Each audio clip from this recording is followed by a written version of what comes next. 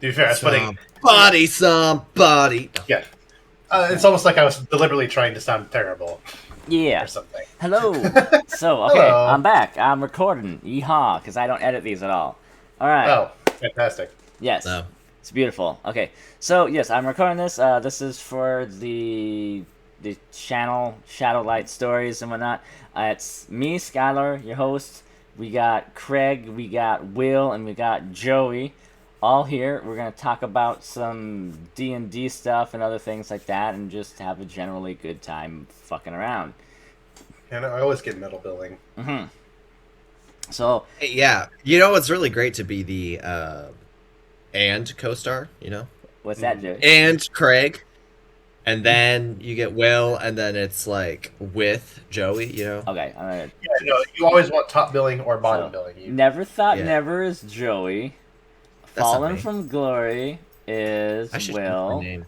God damn it! Now I'm middle billing again. And Grizzle Madizzle is Craig. So there you go. Yo. Anyways, so now that introductions are done, there's a cat making a mess of the bubbles. I don't care. Have fun. Good for them. Good for them, yeah, exactly. Good for them at this point. It's not fucking with the rabbits and getting the shit kicked out of it, so I don't care. Anyway, I want to watch that. Can you record that next time that happens? if I'm able to catch it in time, yeah, no problems with that. It's kind of funny.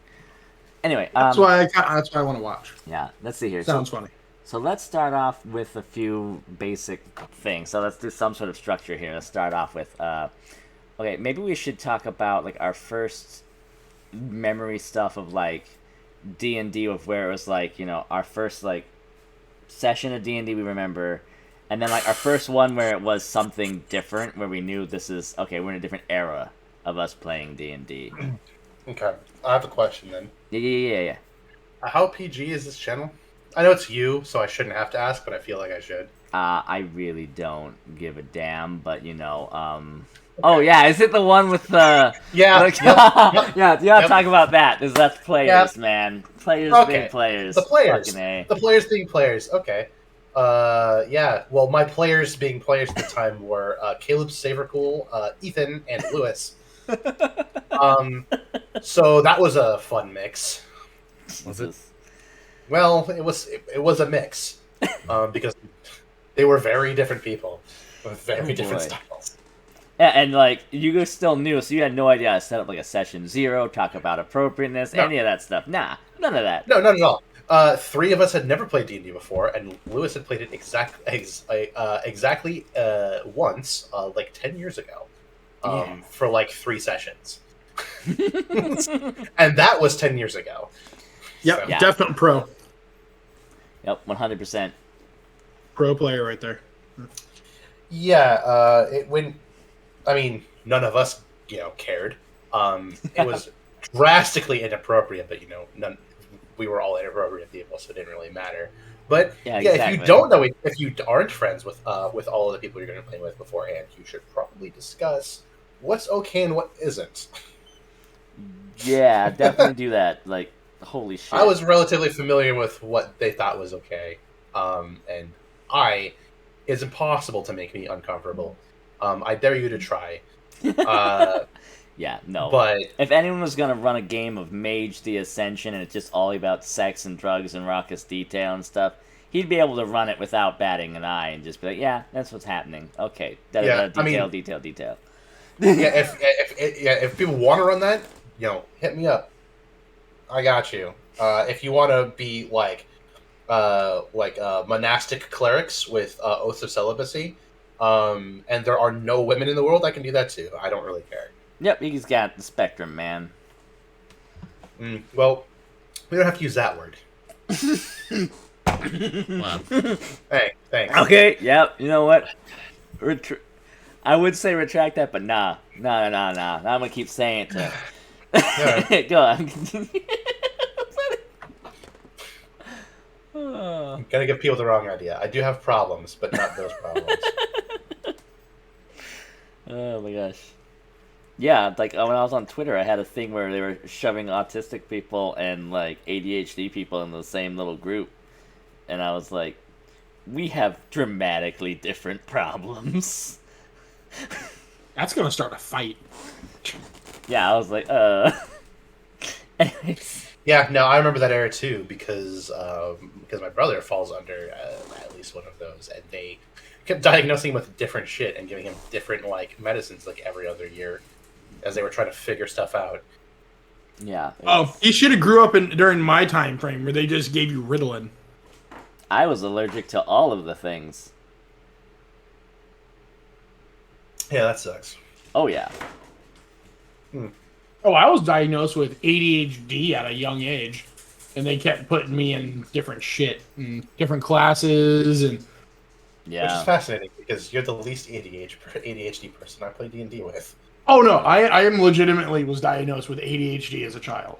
Yeah, my little sister had ADD and I had ADHD, and that was when they were first starting to make diagnostic differences. And yeah, they are similar but dramatically different versions of the same thing. So yeah, there's a bunch of stuff. Yeah, So- mine's not hyper or anything. I just it's all has to do with my attention. Oh yeah, I'm noticing right Yeah. now. So yeah, anyway, first experience with D&D. Yeah.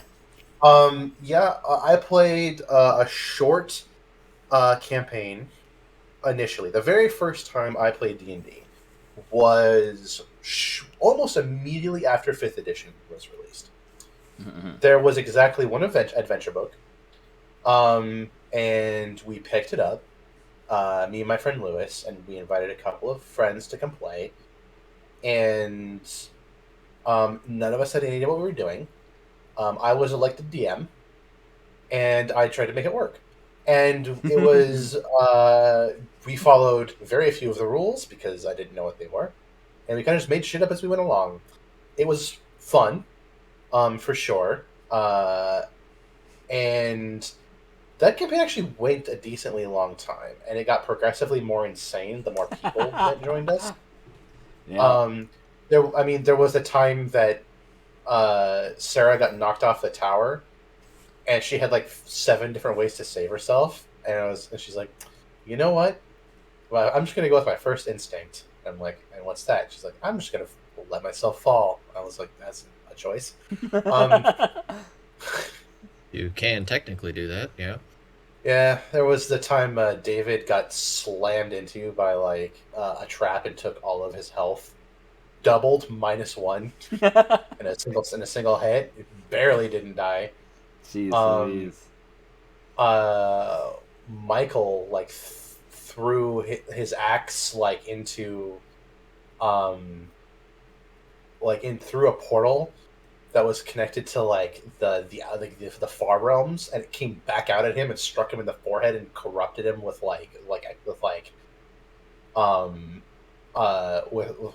eldritch like goo shit that made him go crazy. Sarah turned into a pixie at some point and got a Vorpal sword that she kept accidentally critting allies with.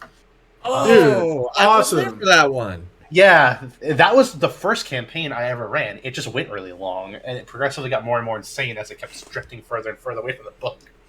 Was that your first one? Yep, that was the first one. It was just an extension of it that went really long. Okay. And the second one I did was, again, I had never played D&D before. But I'd been running that session for like 8 months or so, and we decided to end it and start up a new one. And that was when I started the Sigil campaign. I like that one. I Yeah, I think I must have come in at the back end of that part one.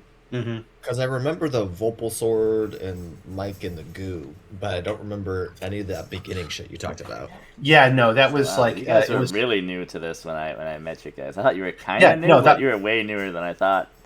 Yeah, no. When you said that you had like been playing for a long time, I was like, "Hey, do you want to run a campaign?"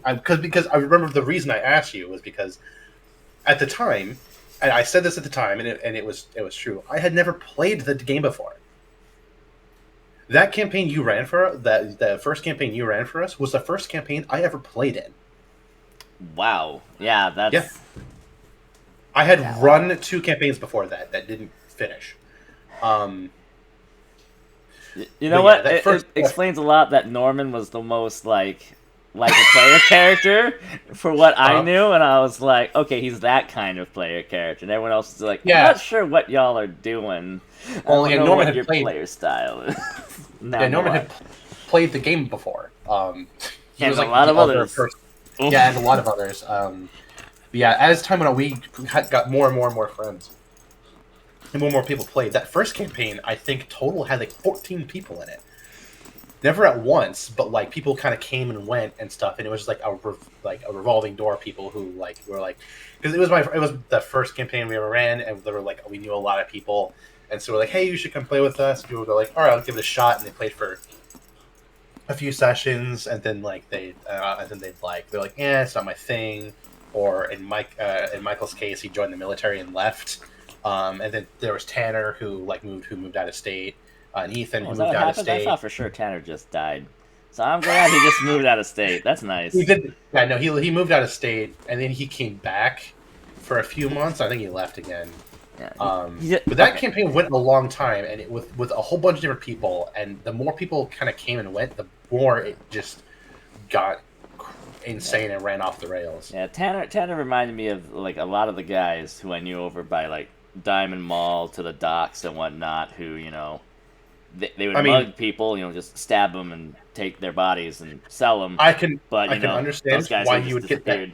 So I just assumed I he would would die. I would I would understand. I understand why you get that vibe from him. However, he was a cinnamon roll who couldn't possibly hurt anybody.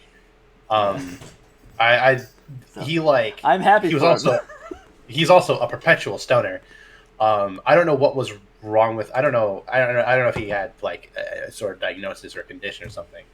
But he couldn't eat food like if he wasn't stoned. And even when he was like stoned out of his mind on weed, he couldn't even finish a 6-inch like Subway sandwich. Yeah. It would like he was too much for him. He was like Tanner was like 6'4", and he weighed like 108 pounds. Yeah, he was like the classic He was stabbers. rail thin. So yeah. Yeah, he wore 2 shirts and a hoodie, and he was still thinner than everybody else. Yep. But that wasn't because like he wasn't eating, because because of drugs. When he was stone cold sober, he couldn't swallow anything. It would make him throw up.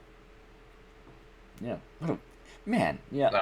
I'll Yeah. ask. Okay, you know what? I've Anyway. been a rent in Wisconsin too long, because I'm like, man, I think about the people here. I'm like, it's so fucking normal. I can't be like, hey, here's this weird guy, here's this weird guy, here's this weird guy, this class of weird guys, and that's not a thing here. Whereas there, I'm like, yeah, he fit that class of weird guy.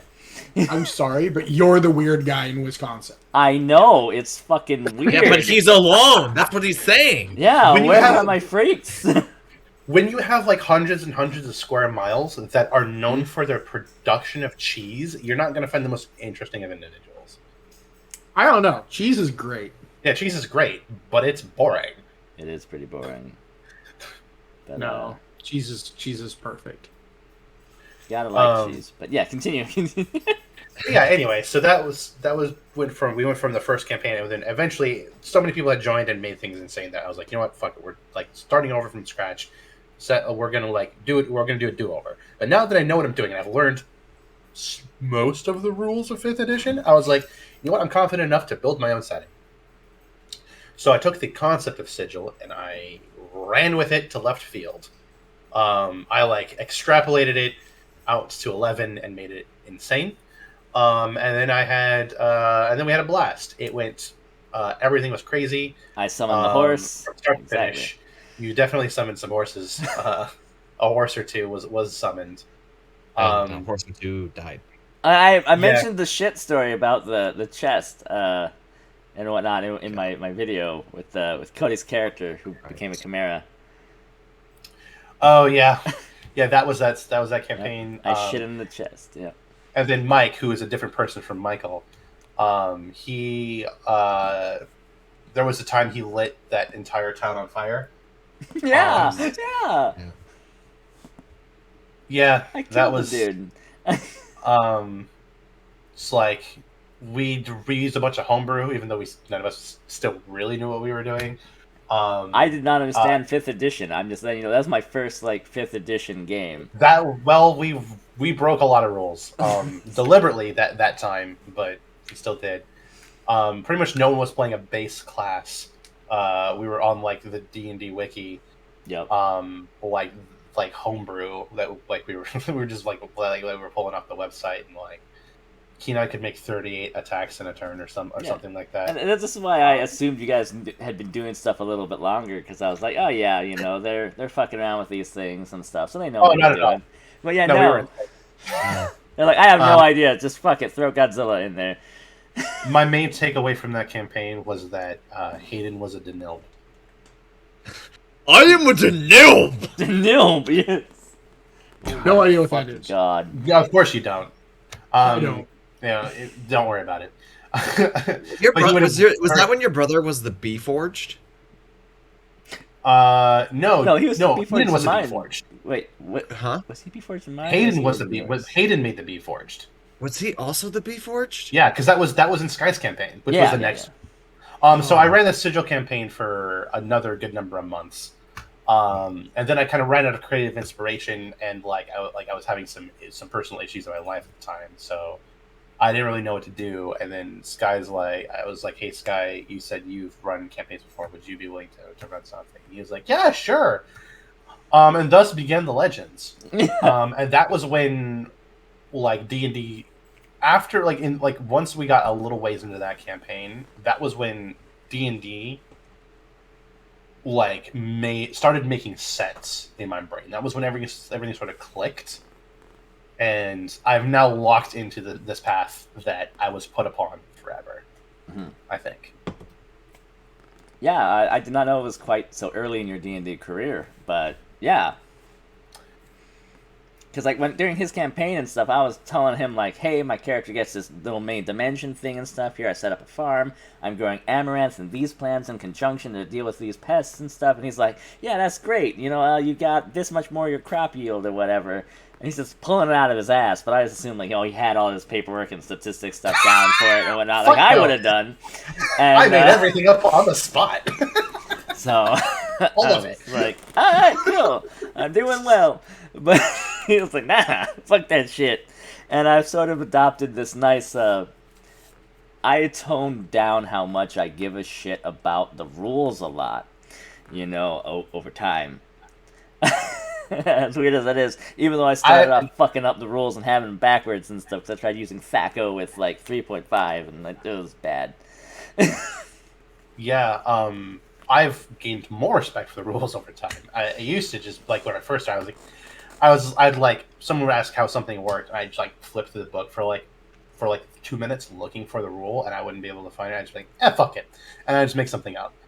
Now I know most of the rules, in my brain, and I've learned that Google will just tell me the answers to most questions. Not that you should Google, all of the D&D rules, because that's not necessarily not the most legal thing. But if you already own the books and stuff or whatever, feel free to Google up individual stuff as it comes up if you need it. Just be like, hey, how far can I jump? Because I could never find I probably changed how distance jumping worked every single session for about 2 years, because I could never find it in the goddamn book. And now it's if you tap on the movement thing if you click on your movement box in D&D Beyond, the rules are just there for you, and that's how I learned it. Yeah, it wasn't until the release of D&D Beyond I learned how jumping was. The D&D Beyond thing has made 5th edition so easy for so many people, and I started figuring out things about how it works, because my main thing was 3.5, and then I loved AD&D a lot, really do, but 3.5 made so much more sense for me after I got THACO out of my head. Yeah, which was a weird thing to put in there, because I had difficulty with math out the wazoo, so yeah. Oh my god. What's annoying, what's sad is I'm so much of a math nerd that when people complain about THACO, and I was like, oh, what is THACO? And then they explain it to me. I go, yeah, and then what's the difficult part? And they just look at me like I have 3 heads. Exactly. See, it took me a while to figure it out and stuff, but then once I had 3.5 and didn't need it, I was like, oh, thank God, because I was, math adverse. So Yeah. No, I agree. It's inferior to what we have once now, you but learn I didn't it, see what the difficulty it was. makes so much sense and whatnot. But Yeah. yeah, it's just ugh. I don't know. I still think I had the worst D&D first time D&D experience. Oh, let's go into it. Let's go. Tell us. Oh, okay. Was My it very, that very, difficulty? very first D&D experience was with Adventures League. Oh yeah, that's not so good. Yeah. Um, Hey, you could stop there. We understand. we get your Yeah. pain. Yes. Yeah. yes. Consolidation God. cookie. I was a tiefling sorcerer, and it took me forever to pick a race in class to play. Like, I agonized it for over a week. Oh, what edition did you start with? Fifth, like everybody Oh, I else? started with 5th. Okay. I started with 5th. And we were doing, I still have the app on my phone, actually, that we were using. It's called 5th edition character sheets All right. on the App Store. Oh, it's like a third party thing. Yeah, they download like all the current stuff on it, so you can do most of the stuff. Yeah, it took me like a week to decide. I was like, okay, I was gonna pick a tiefling, then I picked sorcerer because I didn't want to do barbarian or fighter, but I did want to do something magical, but not too magical, because wizard scared the fuck out of me. So you picked the second most involved spellcaster. Yeah. I didn't know I was. I didn't know I was doing that. Yeah, it's very true. Well, I mean, wizard is actually less involved in the sorcerer. The wizard doesn't get any abilities; they just get spells. Again, this was my first time playing. I know. Yeah. You just were like I just find it amusing that you're like I didn't want to play a too involved spellcaster, so you actually picked the most complicated spellcaster. Yeah. It was I'm a like masochist, you and what what's can I his say? name playing Monster Hunter and picking dual swords to start with. I was like, oh, you poor bastards. You have no idea. I want something simple. Let's pick the bagpipes. Yeah, So- exactly. He did that. The to himself. first in my first campaign was only like 2 or 3 sessions long. Because the DM that was playing with us kind of stopped. So the first time we never even got out of the bar. We started in a bar. There was a fight in the bar, and Classic I kept Adventures League. I kept attacking people with fire bolt because it was a cantrip, and I didn't want to use any of my precious little spell slots. And then I was hiding behind a very large table, and I kept using mending to heal the table back so it wouldn't Yeah. break the table. Okay. So I mean, that's a good start. Yeah.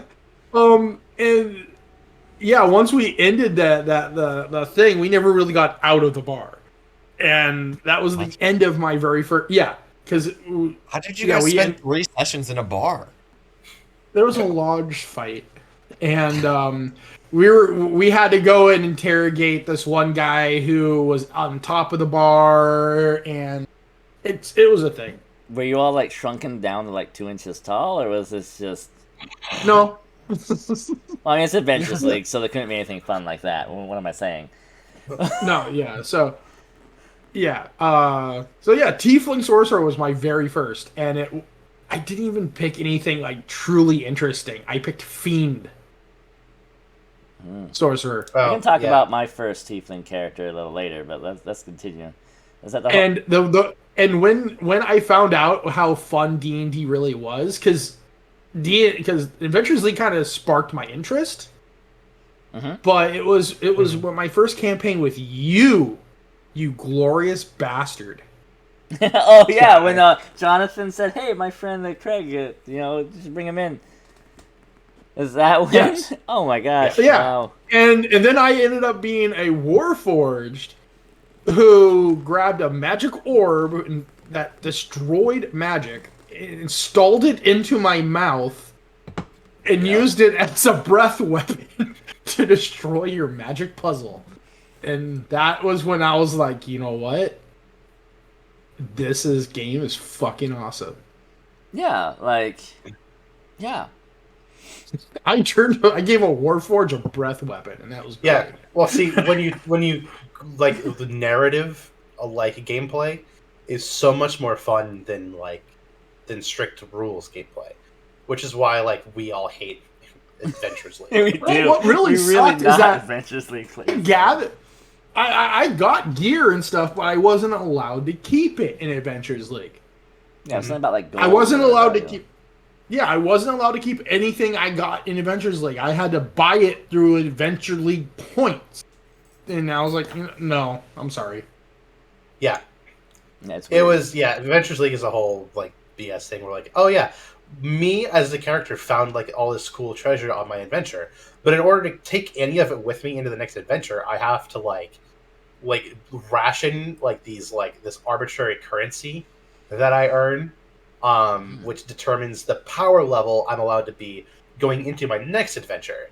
Yeah, I think just To keep everything assigning a balanced. point value to what you have and being like your character with all this stuff is worth this point value would be an easier way of handling it. But Not you to know, they mention, don't. my second time in Adventures League, I joined somebody else's campaign where they were much higher than me. I started off at level 1. Yep. They made me start at level 1 when everyone else was at like level 10. Yep. And then they Yeah. expect me to be efficient at anything. Yep. And I'm like, Yep. wait, what? I mean, how am I supposed to do anything here? Yep. I'm pretty sure that NPC rat over there is stronger than I am at this point. 100%.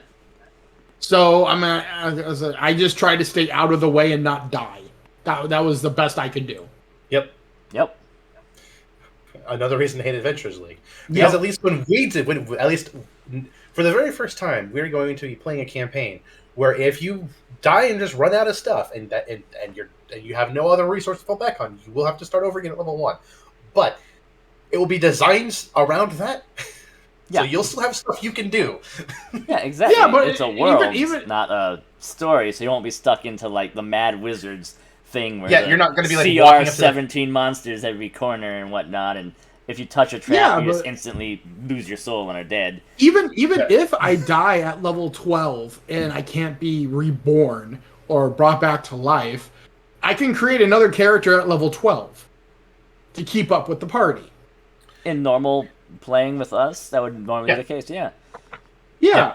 Like Over- for our story-driven campaigns, that's what we. It's recommended you do that, because Like, it's kind of how is insane not someone- to. Yeah, how do you expect? It's like bringing a villager along with you on a war campaign and It's like- expecting them to survive. Yeah, well, level 1 is kind of like hey, I've kind of awakened to like this power, and I'm like ready to start my adventure. And you're like, cool. Okay. Anyway, so we just killed our third can- dragon, and we're on our way to the Beholder's Lair. Can I tell you yeah, what level yeah. 1 used to be, real quick? So, like in original D&D, level 1, when you got past level 0, it was you're a planeswalker. I want you guys to know that. What the fuck? Yeah, because here's a thing from original D&D, okay? And this led up to AD&D. You could take a character from any campaign. Say you're in Greyhawk, that would be Gary's campaign. You take your character from there, and you could go over to another campaign. Say Eberron was running at the time, even though that was way later. You could go pop into the Eberron campaign with your character and start playing in there. And it's like, yeah, you're taken out of that world, and now you're in this other world. You appear at a portal spot or one of these other things, and you're there now. And you're interacting and doing stuff, and you can go back and forth to go to whatever world and stuff, As long as the DM was there and said, yeah, they earned their shit, you were good to go, and, That just sounds planeswalk like around. Adventures League to me.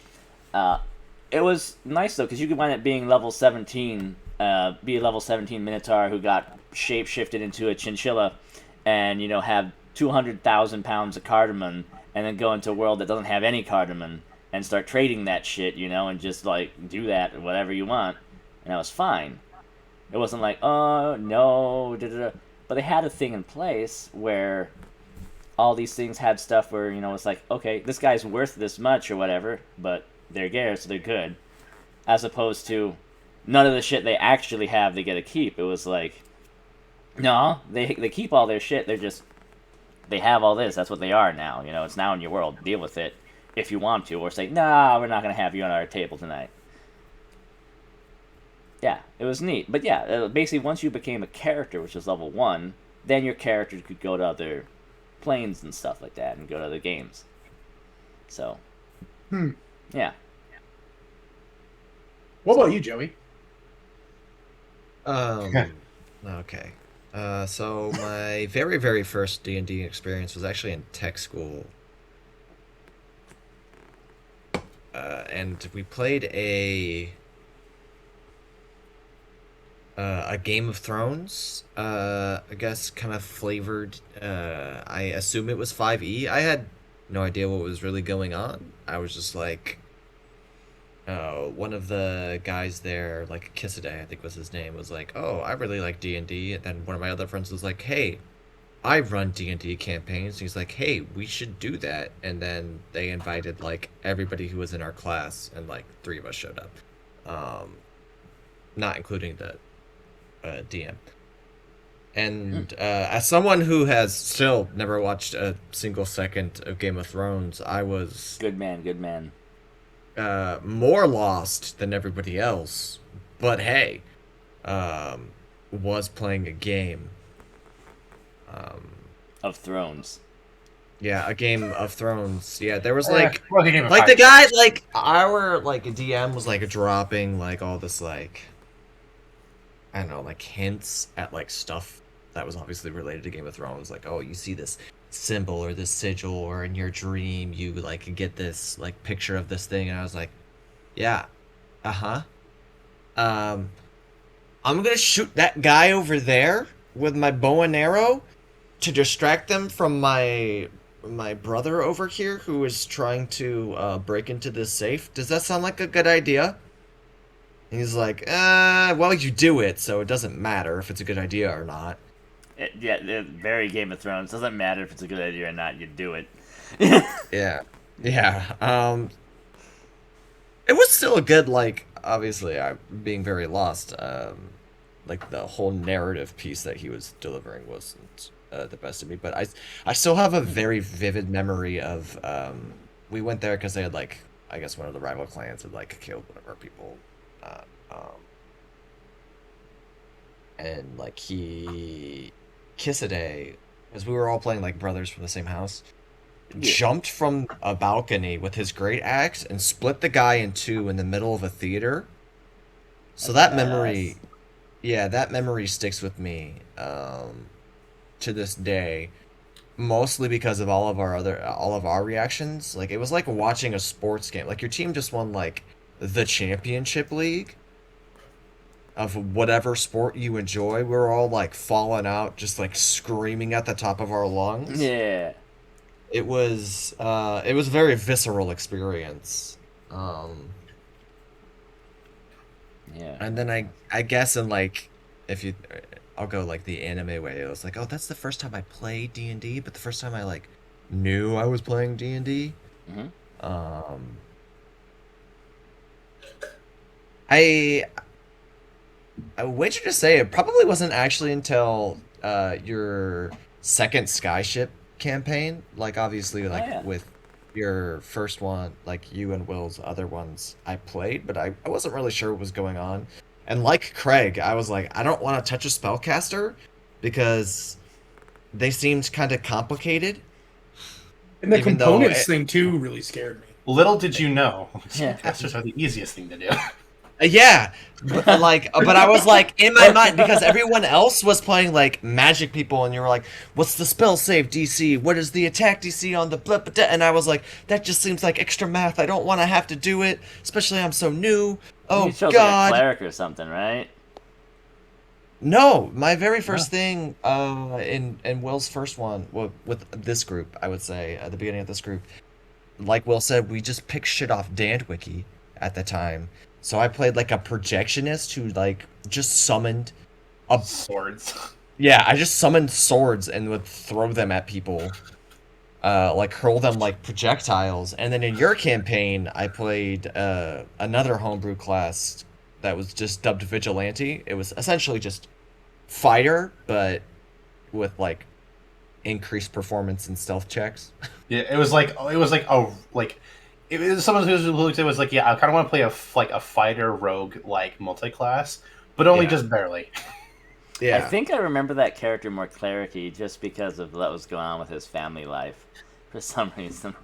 Yeah, Yeah. well, the like basis behind Leo was like, because I like in my head I was like, oh, I kind of want to tell like I wasn't really sure where it was gonna go, but in my head I wanted to kind of like tell a story about like a religious family and like somebody like falling out of being religious because like how could you believe in a god when all of your family are dying from something that was created by gods, because the glow was created by something ethereal. We didn't know what it was, so my character was just kind of interpreting it as gods, and it killed both of my parents. And God also turned my sister into a fucking werewolf, so that was great.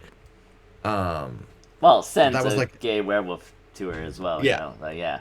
yeah, yeah. So that was well, and then my mom turned out to be something else entirely. She didn't die, but like Hmm. that was kind of like the theme I had in my head was like somebody falling out of faith.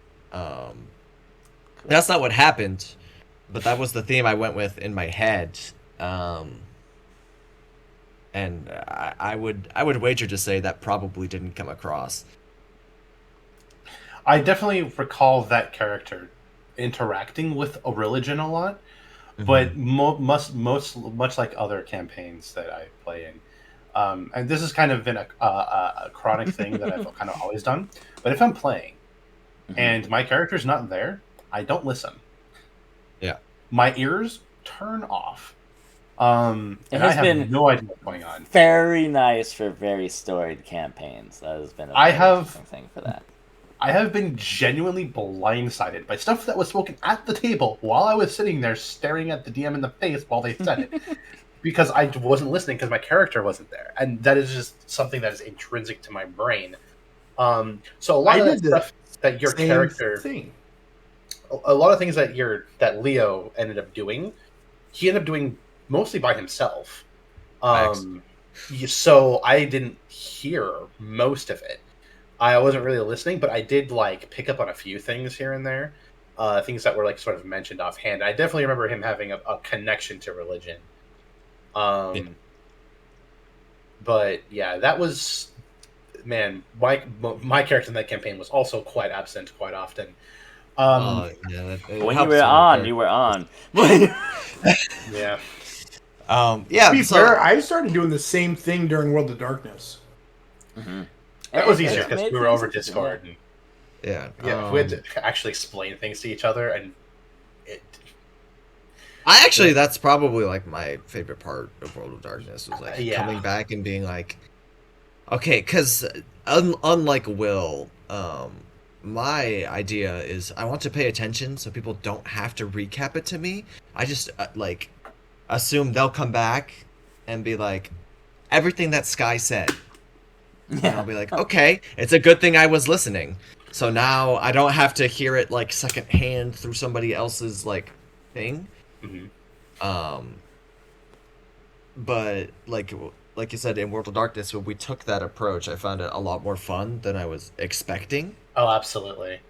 Yeah, and it Um, made I certain found it very intriguing when twists you told us that you interesting. were stuck underneath a car being attacked by a werewolf. Yeah, you're like surrounded by werewolves under a car in the middle of the day. And we're like, oh, I was like, "What? Jesus, What the? When did that Jesus happen? Christ. And How the hell did you get that?" all of my favorite parts of that campaign were when we got together again after being separated and just talked about what we did.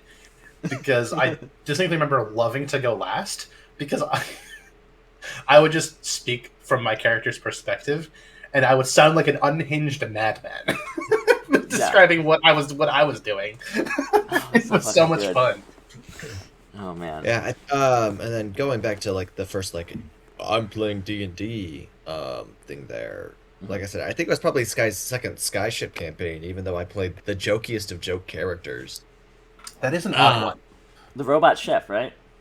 yeah, the robot chef. Hell yeah. Um, I feel like that was also like my first like, oh, I'm a player moment, just because like, of course, like players start to choose like wacky shit as they go down the line. It happens. And that was definitely my first wacky character, and I don't know if I've really played anything super wacky since then. Yeah, there was two things I really loved in that campaign. One of them involved, well, both of them sort of involved your character. Like I had this big badass Andro Sphinx and whatnot, who had suffered an injury. God damn it! When he was saving That bitch! when he was saving the world at a certain point in time, so I rolled for what his injury was and whatnot, and then like, oh, okay, he's got like a mental injury of some sort. I'll figure out that later. And I'm just talking to Anna, and I say something really stupid in the stupidest voice, and I'm like, everything clicked for that character. I'm like, oh, he this kind of character, and it was great, and it pissed off Lewis and so much as herbs and spices, or like it was the whole thing. And I heard that character and everything about that, and how it pissed off Lewis more than it pissed off other people, and how No, like I was the most pissed off because I didn't want to be there in the first place. I That's know, facts, but Lewis actually. was the loudest. Lewis got irritated that all of the herbs were labeled as spices and all of the spices were labeled as herbs. Oh yeah, But I was genuinely upset because there was a disconnect in logic with even going there in the first place, and I was just like, it doesn't. Can we please leave? We don't need to be here. We can just go to where we're going. And it was just a lot of those early campaigns for me. I feel like were filled with a lot of frustration, as I kind of was like, okay, in my head, like I hear all the narrative, I have all the information in front of me, and I'm like, okay, cool. Point A, and we need to get to point L. All right. Well, there's B, there's C, there's D, there's E, and there was very clear steps that I could picture in my mind, and I would lay out my plan to everybody, and they'd go, "All right, cool. Anyway, how do we get these children to make money for us?" And I'm like, "Okay, clearly I'm going to be the one who has to do it." So I would try to like lead us through, like through the campaign, and I would be fought at every single turn by Yeah. people who were trying their absolute best to derail everything. And then like they That's what I thought. The more you bad were shit- experienced, because there's so much derailment. I'm like, oh, they have just fucking around. But anyways, I was like, well, the thing is, shit would go wrong all the time because nothing was ever getting done. So all the bad guys were winning everything because we never showed up to the fucking fight. And they're like complaining about it. I'm like, yeah, we could have fixed this or prevented it forever ago if we had just listened to me. That character, my first character, died. yeah. Alone, desperately trying to save everybody. And actually had a plan that had a smidgen of a chance of doing something. Which Like was- meteor giants, 3 of them, me Yeah. alone, like a 12th level monk. I'm like, because everyone fucked the fuck off down into that hole. Yeah. It's just, What the fuck? even though I begged them not to go because there was no point and could only lead to nothing or heartbreak. And it led to both. You I know, think I had maybe my one favorite good part character. about that story is the fact that I never got to be there for it. I just came back the next week because I had to miss, and Will was playing a different character. Yeah. And I was desperately upset because not only You were. did absolutely nobody listen to me, which led directly to exactly what I said would happen. But when everyone found out that I died, they went, "Oh, okay." Anyway, and moved right along. it was And like, I'm dude, Dude, like, I "Are you remember fucking I kidding me?" remember your character like showing up, your new character showing up and being like, "Yeah, there was this like assassin that sent me. I had this relationship with somebody called like the Ghost." Everyone was like, "Who?" And you know what was great? What was great about that reaction was, canonically, it made sense with how your character died, but the players who said it had no reason to think that no way. excuse. I did 2/3 of the work Yeah, up to like, that point, and they had the gall to be like, "I don't remember you doing anything." I was like, dude, more than half of the actual story advancement was done by that specific character. Like, holy shit. up to that And point. the other half was done by Will's druid. Yeah. Exactly. I'm pretty sure my two characters drove 85% of the storyline. I feel like a couple of things Sarah did here and there were helpful. They sort Even of though she set didn't things really in know what she was motion. doing. Yeah. Yeah, even though she didn't really know what was going on, she was at least generally helpful. And Generally helpful. My main memory of her is taking the fucking glow in the dark badger that like has a death whale and shoving it in someone else's room. Yeah. I forgot about that. Yeah, that did happen. I distinctly remember her introducing us to several very important NPCs. Oh yeah. That happened. Everyone else was pursuing extremely singular storylines Yeah. and focused entirely on their individual like plots. Yep. And to be fair, I was focused on my individual plot. But And it was driving before the me campaign, before the campaign started, I deliberately asked for my personal plot to be the main, like to be directly linked to the main plot, so that I could follow it and still advance the story. Yeah, and so it did that. Yeah. And that's why I did that. And Sarah's wanted hers to be linked to important characters in the city, so it did that. Yeah. Yeah. By the time my first character died, and I was like, all right, time to roll up a new character, and like after everything was said and done, and I just remembered this like anger settling over me and then evaporating into a, you know what, fuck it mentality. I'm like, you know what, I don't give a shit anymore. You can stay here and die, or you can follow me kicking and screaming. I don't give a fuck. I'm leaving and I'm going to go do the storyline. Goodbye. I feel like that resentment stays with you to today. Yes, it does. Yeah, it definitely. Like that's how It you. really does. That has ruined you as a player for all of eternity. Yes, absolutely. That was like I said. That campaign was what made me into the player I am always going to be, and that wasn't necessarily for the better. Yeah, I would say sorry, but we I thought y'all were more than you None were. of us So had done I was like, I'm This hasn't somewhat played grateful before for that at all. because we have Gavin, Jonathan, and Caleb who are unwilling to advance the storyline or incapable of it. And, yeah, Jonathan's willing. He's just not great at it, which is fine. At least he's trying. Gavin He has room to grow. deliberately ignores it on purpose. Yes. And Caleb has a desperate focus issue. yeah, that's true. I have a bad habit of just trying to focus on keeping people alive, one way or another. Yeah, and you overbuild everything. You I do. way overthink stuff and like over engineer and like you like Sometimes, yes. you get we're like, all right, we need to go do this thing, and you would rather spend 4 sessions planning everything to make sure it goes perfectly without a hitch, rather than just like do it and move on to the next thing. Mhm. Hey, Which leads to, and with now. all of these things combined, I end up beating my forehead against a goddamn on that wall. last session, my forethought rewarded us. It did.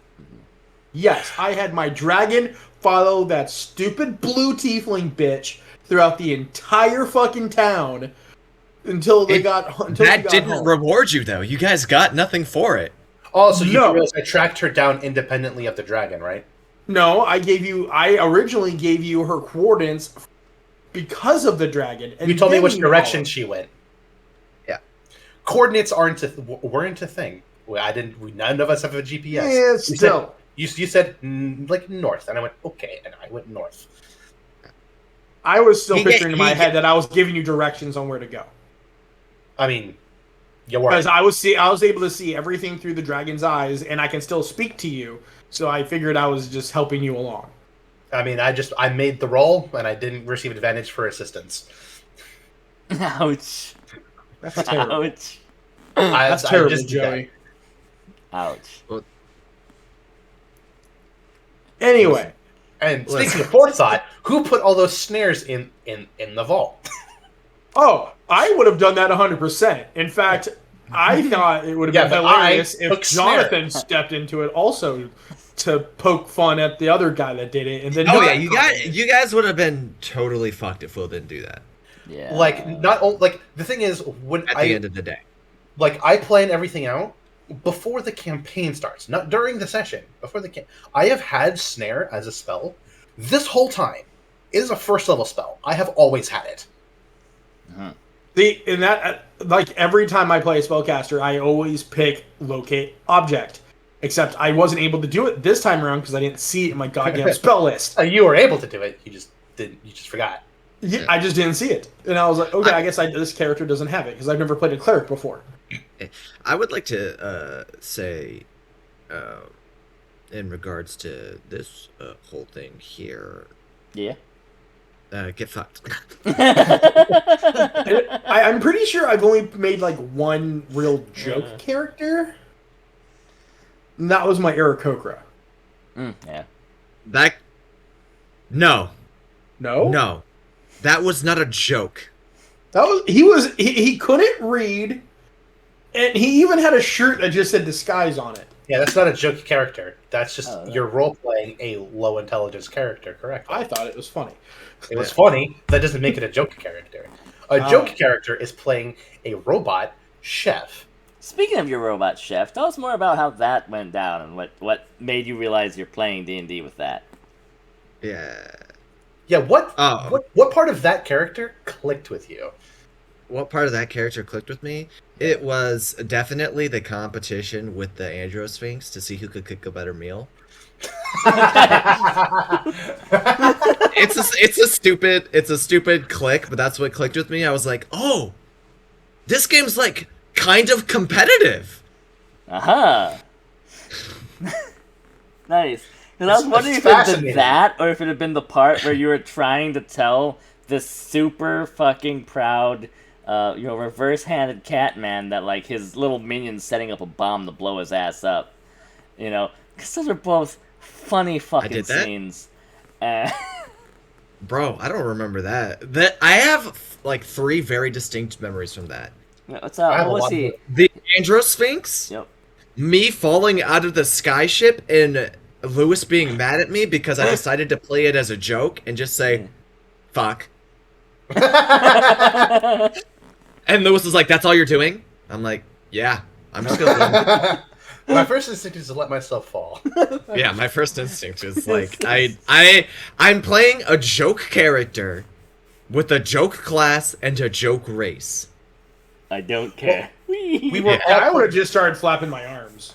I mean, that campaign was supposed to be joke characters, right? We were supposed to have been picked specifically because we were going to be terrible at our jobs, right? Yes. I even brought in a race from a game called War for the Overworld and put them in there because they were jokey as fuck and I loved them. Was that is that the ethereal thing that Liam played? No, that's another thing that Okay. came up with. But yeah, no, there was these like weird goblin guys who wore these weird hats and stuff, and they were there. You probably just thought they were weird goblins, but no, they were a whole other thing that was just a fucking joke on goblins. Like, oh my god. I Yeah. think, Oh. yeah. We were supposed to have like a Suicide Squad-esque storyline. Yeah. After- That got lost. We weren't a Suicide Squad. We were a Homicide Squad. Yeah. So, to be fair, one of the more fun aspects of that campaign, and I'm not going. Oh, the gully dwarf that Norman I was played. gonna say. That was- I was gonna say. I don't get to say this often, but one of the more fun parts of that campaign was Norman. Yeah. I mean, he mentioned gully dwarfs. And How many enemies are there? Like 2. 2. Like, I hadn't heard anyone mention gully dwarves in like 4 years at that point. Okay, and he just says, "Hey, can I play a gully dwarf?" And I'm like, "Yes, you're the pilot." You know? And it was perfect. Turned the whole bottom of the ship into a fucking sauna and everything. And like, it was a jacuzzi. So fucking That was good. great. We almost killed him. Almost session eject one. his ass out of there. That was a whole thing where people would be like, "Oh, he's here," and they'd all lose their money to him because they thought he'd be dead by the next time. You know, all this shit going on there. It was great. I loved it. Are there any secrets on the ship? No, I've been everywhere. Yeah, but are there any hidden places? No, I've seen it all. He played it right, and that's what made it great. That's honestly, it made like him playing that character made Norman's style of play not only make sense, but be way more fun. Because in the entire campaign before that, he wasn't paying attention at all. And whenever we like, hey, there's combat, he'd be like, I cast lightning bolt, and then like stopped paying attention again. He was like barely there. This time, when he wasn't paying attention, it made sense.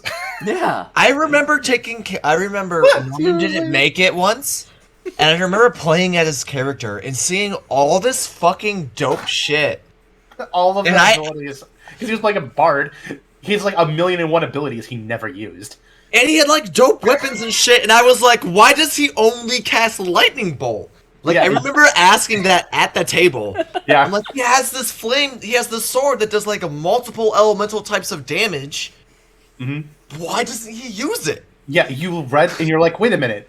Bardic Inspiration, how long has he had that? This seems really good. Wait, he's and a we're like, bard? the whole time. I mean, I knew he had an instrument, but I thought that was just like a thing he had. He opened the campaign Yeah. by playing music. Yeah, for songs like He Furo. never touched his instrument after that. It was great. He did a lot of bard shit because he like seduced his way like to the top of like in something and faked a wedding and all this other stuff. But like Never used like- their abilities. but in combat all he did was cast a lightning bolt. That's it. Yeah. And sometimes he'd use his hand crossbow. Yeah, and like he would use like charm person and stuff to get the dwarves to open up their orphanage to him and shit, and take it over and start smuggling cocaine through there. Yeah, it was like he was playing a single player game. But moving into the airship campaign, he just wouldn't be paying any fucking attention at all.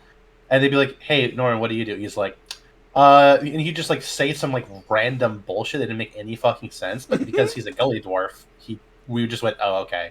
Yeah, and sometimes it'd be like he's piloting the ship at the time, and he's like, "Well, I turn us 70 degrees, south, and just drive that way." And they're like, "That's straight down. That's straight fucking down." He kills the fucking guards. Yeah, no. Because he backs up into him. Oh right, I forgot about that. Yeah, session 1 we accidentally killed the people sending us on the mission. And by we, I mean Norman. Yeah, fucking no. He's just like, I'm gonna back up this trash compactor. Oh, people are there. Fuck. Fuck. Oops, and we flew off, and that was that. It was so fucking good. I loved it. And like a secondary like tabletop awakening, I will say, like, would probably be Starfinder for me. Oh, God. Before Will got there, because once Will got there, I fucked off. Yeah, you're like, oh, the plot driver is here. I can take the back seat. Plot device is Yeah, here. I'm going to say before I got there. That was one session. It was 3. We had done 2 or 3 sessions by then. No, You know- a little bit. Yeah. I don't want to believe you, but I believe you because when I got there, nothing had happened yet. Yeah. You had like done. You had what had- was described to me was what had been done so far was you guys had gotten into like this vehicle battle, Yes. Yeah. and that was dope. it. That was all. That was all the information I had as to what had happened so far, and I went, "Oh, okay." There was a legit amount of stuff that had happened. I don't know why Sky said vehicle battle. Like, we ran into the main antagonist. We got to the pirate captain. I don't make deals with pirates. No, that was great. That was, I loved that. I loved every second of that. Yeah. Because he's like trying to be the sneaky little weasel, and you're like, nah. That campaign was short and very sweet, but I will say you did manage to immensely frustrate me on 3 separate occasions. Who, me To the or point him? where no, Joey. Me. I'm pretty sure I'm in character. That final straw, where I just legitimately tried to kill you, wasn't just me. You had irreparably ruined so many of my plans and taken credit for my greatest triumphs, and I was just I was like, Oh man. It's like great. beating my head against a goddamn wall again. Joey, I love that. You need to do it again. You just need to Bro. take credit for Bro. his greatest thing. But the You thing cannot about the thing possibly about fathom. the thing about that was like the very first session. Like I came in like, cause I knew the way that Anna wanted to play, and I figured since it was gonna be tough, we need to be like on our shit, right? Like character wise. Mhm. And I feel like I came into that thing like just fucking ready. Yeah, and it was this big bruiser transvestite lizard man, you know, and Yeah. you were this rat man from a trash planet, and I took that a specific way. A literal trash planet. Yeah, I took it both literal and metaphorical. Oh, but continue. Yeah. Yeah. Like I don't know. I just felt like right there, like during those like first like especially those first two sessions, I felt like I like out of body, not like out of body like experience, but like I felt like that was like one of the first times I like inhabited like somebody else as a character. Um Yeah. Then I don't know if you felt that, Sky, but then as soon as Will came in, I was like, I'm just gonna be the dick of the group. Yeah, I mean, The first I time could that say happened to me was Toby. McGuire. Yeah. No, That no, is Tortle. that is a statement. We're not going to go into the things that Toby did, but Toby definitely committed some serious crimes. Okay, that was near the end War of it, crimes, war and crimes, war when Jonathan crimes. kind of pissed me off. War crimes. Jonathan was kind of pissing me off at that point. Why? I don't even remember. I don't remember. He had given you almost everything you asked for. Well, I don't know what he did, but he he's mad. did Okay. something. I don't know what. Okay. Oh I yeah, had it's this. his fault. It's always his fault. I Isn't don't. it? I'm Yeah. just saying. I don't know what happened. I don't know. Well, I but mean, he I know is he was doing white. something.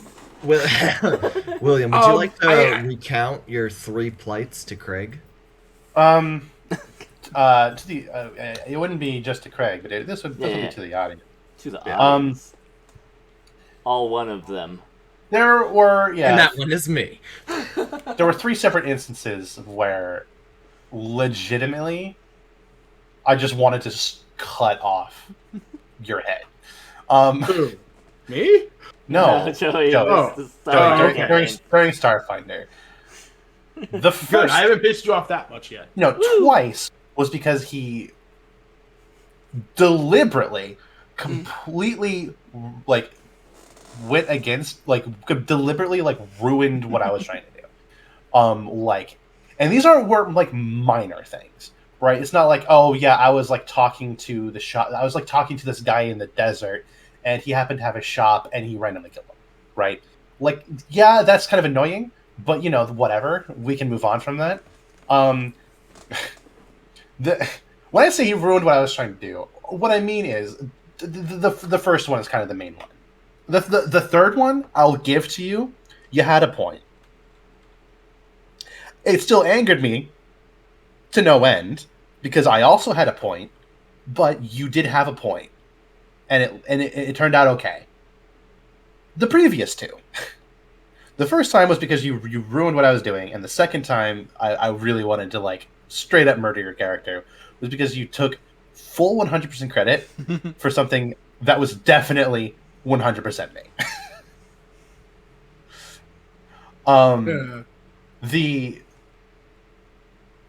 So we'll work backwards. The thing I will forgive him for was probably the most minor.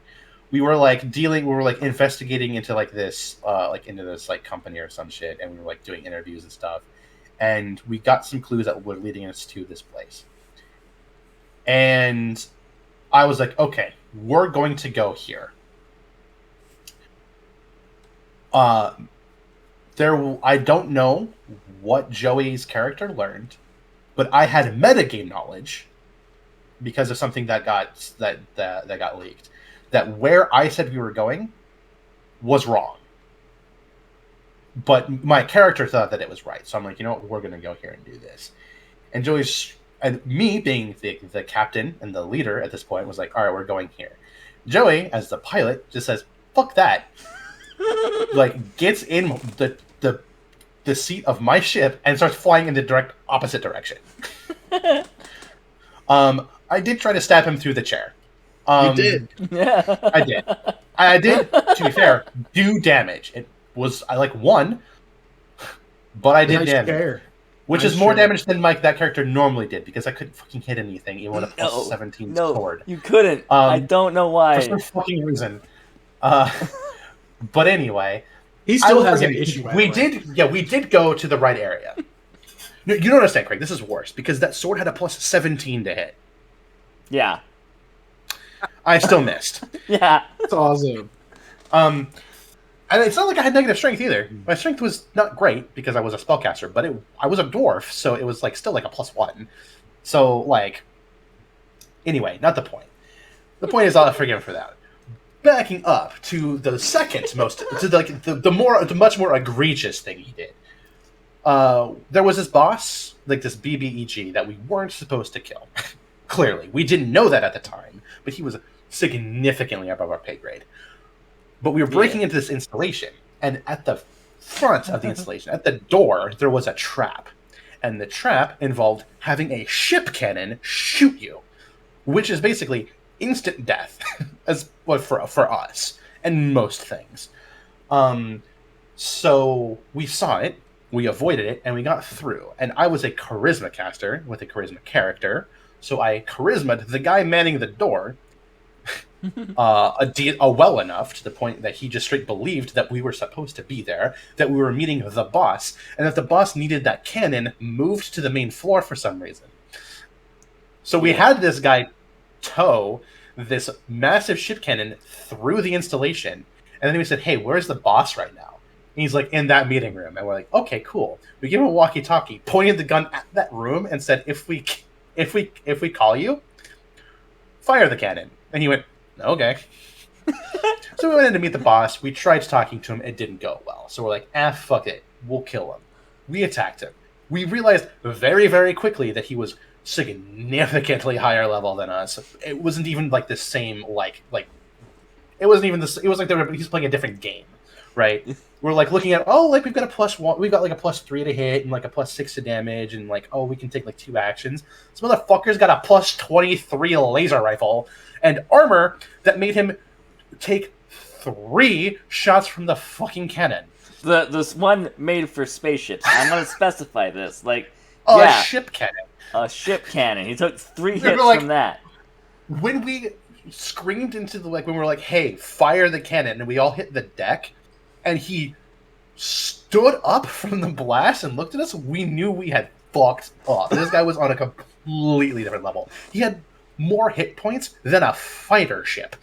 Yeah. You're like, "Oh no." So we hit him again, melted pretty much all of his armor, and almost killed him. And this little rat bastard walks up to him and goes, "Poke." Happens to do, just barely so happens, to do the last point of damage. He's like, "Hey, his armor's gone. I might be able to hit him now." Does, like, a bare handful of damage. These ship cannons, by the way, are doing hundreds of damage a shot. Yeah, it is ridiculous. Like, the conversion from, like, ship damage to, like, people damage was nuts. It's times Really? 100. Yeah. I have so much more respect for you as a player and a person And now. he ran up to this motherfucker and poked him with a stick. That's not true. That's 3 not what happened. Tell him And what you did, happened. like- Tell him what happened. What happened was we were running away because we realized we fucked up. And then, as you said, the armor blew off. And I was like, the armor's off. I'm just going to see if I can take 1 shot at him while we're running away. And then he died. He did like 7 damage to this guy. After this guy had taken like 250 damage from my plan, right? Because if I hadn't done that, we were definitely fucked. Yeah. Right? Yeah. Wait, is that why you hated my Aarakocra when he did the exact same thing? It definitely helps the hatred. Yeah. Is it? Oh god! See, okay, my Aarakocra took the last shot and killed like 2 people or 2 different enemies or bosses or something. I got the last shot off, and my character played it off as I'm the one that killed it because I shot it and it died. Therefore, I killed it. Despite the fact that was the only hit you landed. No, After- I was hitting lots of hits. I was hitting like 2 or 3 times a turn. Thank you. Yeah, but but this was different because what had happened was again, this guy had taken hundreds and hundreds of damage from the ship cannon that I had set up.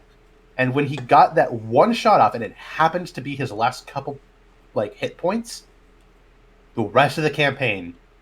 Hey, remember when I killed that guy? Hey, remember when I killed that guy? Billy, I'm clearly the best disrespect. fighter. Mad respect. I'm clearly the best warrior here. I'm the best fighter. I'm a god. I killed that guy even though no one else could hit it. It's like, dude, people from your planet eat fucking, out of shoes. Shut up. And he's like, nah, I'm the best. I love it. Yeah. Yeah. It was rage inducing. Oh, I remember why I was mad. Because he was targeting me specifically and just going after my character trying to kill Toby. Wasn't.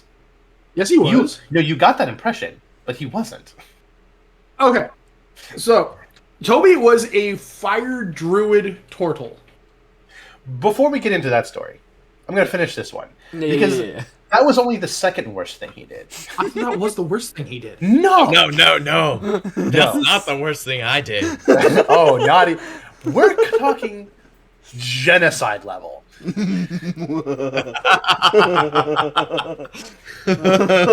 All right, Jonathan. We were at a space station.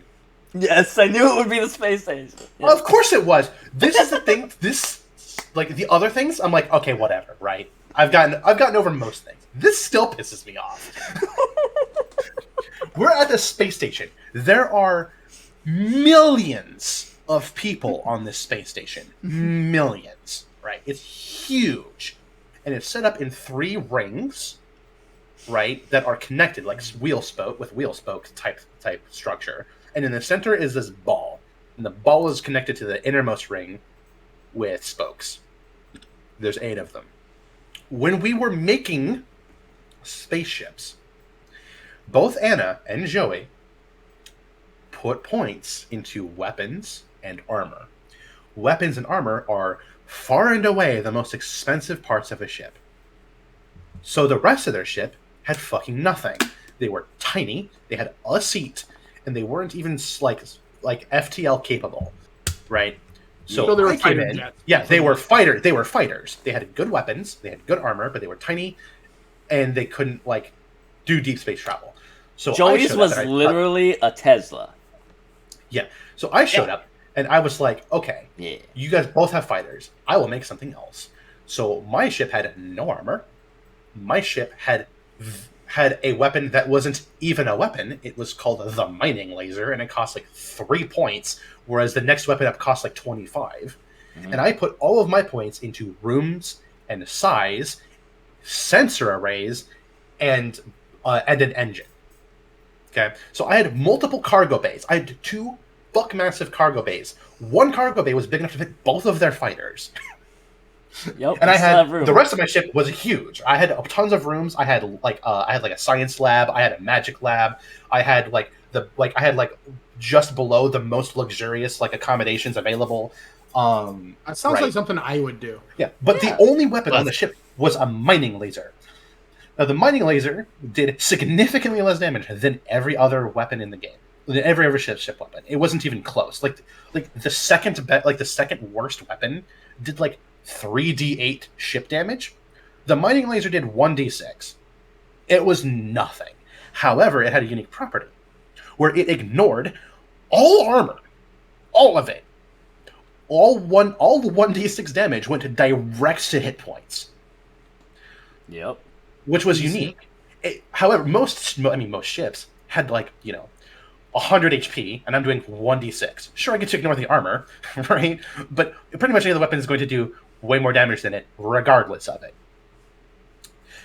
This mining laser is really only good at one thing and one thing only, and that's mining.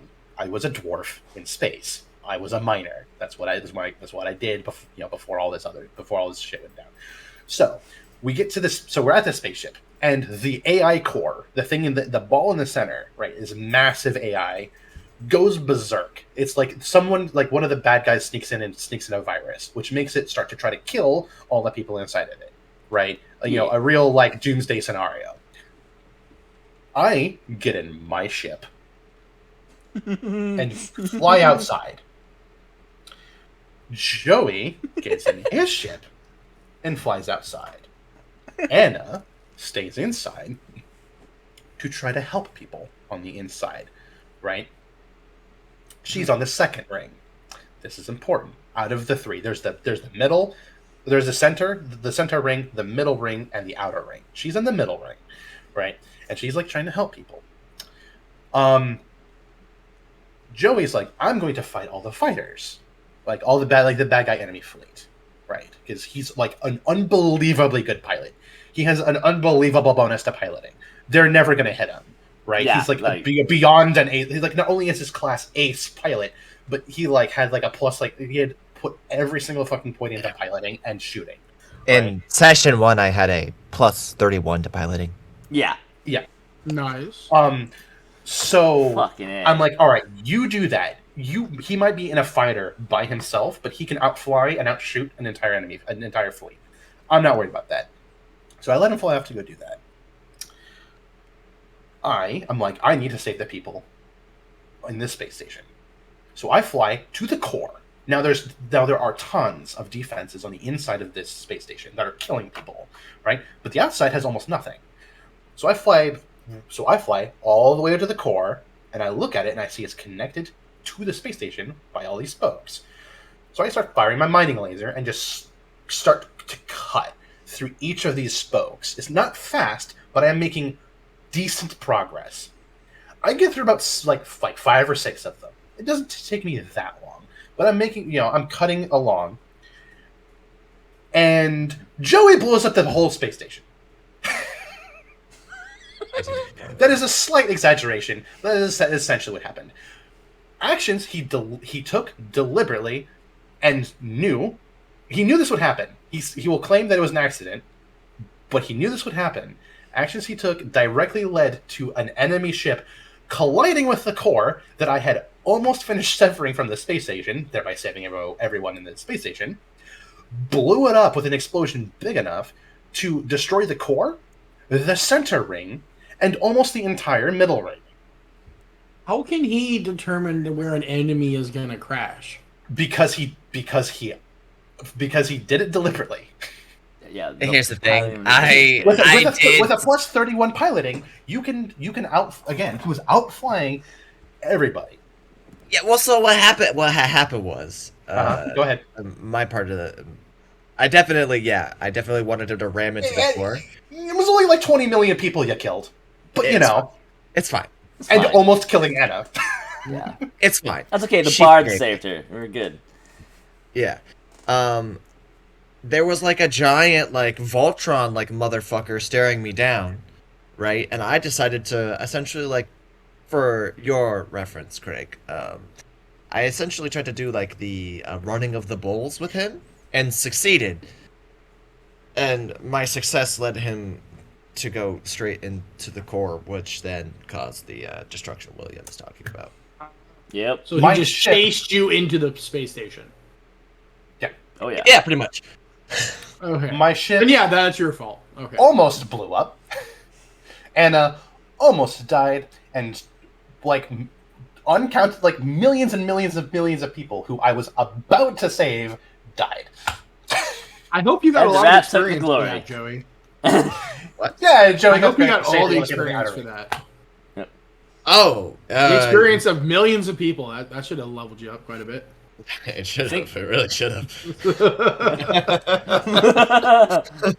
In retrospect, it's a good thing he didn't. Yeah. But that's the main reason why my character absolutely despised his character, and why I still have some resentment. Yeah. Oh, dude, the second you said space station, I was already thinking of way to sabotage it and blow it up. Now this one had a lot of goofing and gaffing in it too. Like we had the trash planet, and like it had like waifus or like sentient holograms who could be touched and stuff. It was hilarious. Okay. My character was hardly serious, right? Like my whole shtick was my beard was a space map, Yep. It was great. but like That was mine. there were moments where I was like, all right, we really need to like get this thing done, and it just Yeah, it was good. Oh my god. It was I like to put my honorable mention because Will was only lightly peeved at this. Is the after our sports ball game with the rival pirates. At the end of it, I went up to pretend to make a deal with them, oh and at the very end said, "I don't make deals with pirates," and then shot him in the head Yeah. for everyone to see. Nice. well, you say nice. He like listen. I was that the was that a suicide thing? Oh, absolutely. And not only that, but I was the charisma guy, so I was like, "Hey, if you want me to negotiate with him, I can do it. I've got a bunch of bonuses to bluff and diplomacy and all this other stuff." And he's like, "No. We know this guy. We've got it. We made a deal with him already, and we did the thing he asked us to do." I'm like, "Oh, okay, perfect." So I just let him go off and do the thing. I was like, "All right, blah blah blah blah." Spends like 15 real minutes talking to this guy, and when we're like, "All right, cool." Everything's said and done. They're about to shake on it. And he goes, he just pulls out a gun and blasts him in the face. Blast in the face out of fucking nowhere. I was like, Great. and now, he was like the boss of this arena of pirates we were in the middle of. Yeah. Oh, so you killed the entire party. Got it. Almost. They lived He definitely somehow. tried. Oh my god. I was like, what the fuck was that for? Well, why he did you didn't do make that? deals with pirates. That's simple. I don't make deals with pirates. I But honestly, you made a deal with the pirate. You just went back on it at the end. You had Yeah. already made the deal and fulfilled your end of the deal. And before he could fulfill his end of the deal, you killed him. Yep. That's how you Yeah. don't do deals with What do you mean pirates. you don't make deals with pirates? make deals with pirates. You don't accept rewards from pirates. Yeah, that's right. You take them. Listen, I I will employed do the any pirate a strategy. favor, but I'll kill him before I take any payment for it. I employed the George W. Bush strategy. We don't negotiate with terrorists. However, I will give terrorists exactly what they want. For free, and don't you dare try to help me in return. Alright. That's the truth of it. Holy shit. Yep. That's Fucking hell. ni hao, Listen. man. What the fuck? I don't know why my brain decided to flip the switch as soon as Will came. I like to think it's just because I was like, oh, we got somebody else who will care about the plot. We got 3 people. We need somebody who's going to be the dick of the group. I knew Anna wasn't going to be the dick of the group, and I knew Will wasn't. So I was like, it's my burden. It's No, my there doesn't burden. have to be a dick. There doesn't.